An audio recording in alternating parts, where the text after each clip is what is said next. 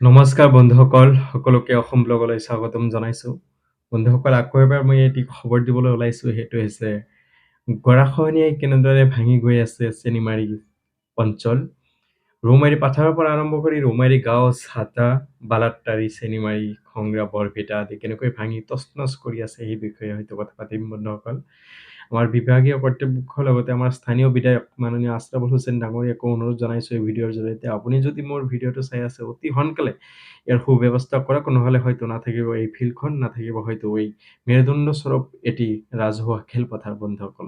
চেনিমাৰী অঞ্চলত যি ৰাজহুৱা খেলপথাৰ আছে আৰু সেই বিষয়ে আমি সকলোৱে জ্ঞাত আৰু আমি সকলোৱে জানো, গতিকে আপোনালোকৰ আমাৰ স্বাৰ্থত, চেনিমাৰীৰ স্বাৰ্থত, সকলো ৰাইজৰ স্বাৰ্থত, চেঙা সমষ্টিৰ স্বাৰ্থত হ'লেও এই ভিডিঅ'টো আপোনালোকে শ্বেয়াৰ কৰক, যাতে অতি সোনকালে কাম হয় আৰু কাম হ'লে যাতে এটি সকাহ পোৱা যায়। বন্ধুসকল, দুখ আৰু পৰিতাপৰ বিষয় ইয়াত আৰু ক'বলৈ ভাষা নাই বন্ধুসকল। দেখিছে কেনেদৰে চপৰে ভাঙি লৈ গৈ আছে এই চেনিমাৰী অঞ্চলৰ এটি খেলপথাৰ, ৰাজহাড় বুলি ক'ব পাৰি চেনিমাৰী অঞ্চলৰ বাবে।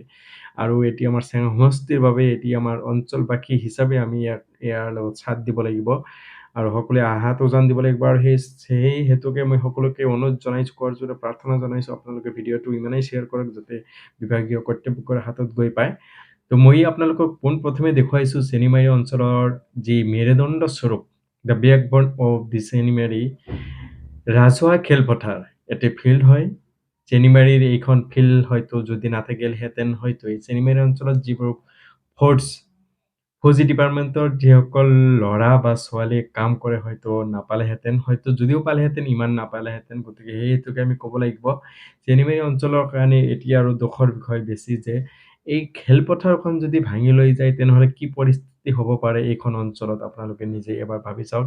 খালি চেনিমাৰী অঞ্চলেই নহয়, চেঙা সমষ্টিৰ অন্তৰ্গত এটি বহুত ডাঙৰ খেলপথাৰ আৰু যি খেলপথাৰত নেকি আপোনাৰ অনুষ্ঠিত কৰা হয় বছৰে বছৰে প্ৰায় এক চেনিমাৰী মহোৎসৱ আৰু অন্যান্য অনুষ্ঠান প্ৰতিষ্ঠানো ইয়াত হ'বলৈ পাইছিলে। কিন্তু এই খেলপথাৰৰ গাতে লাগি আছে ব্ৰহ্মপুত্ৰ নদী আৰু এনেকৈ চপৰে খহাই লৈছে দিনে ৰাতি এই খেলপথাৰখন।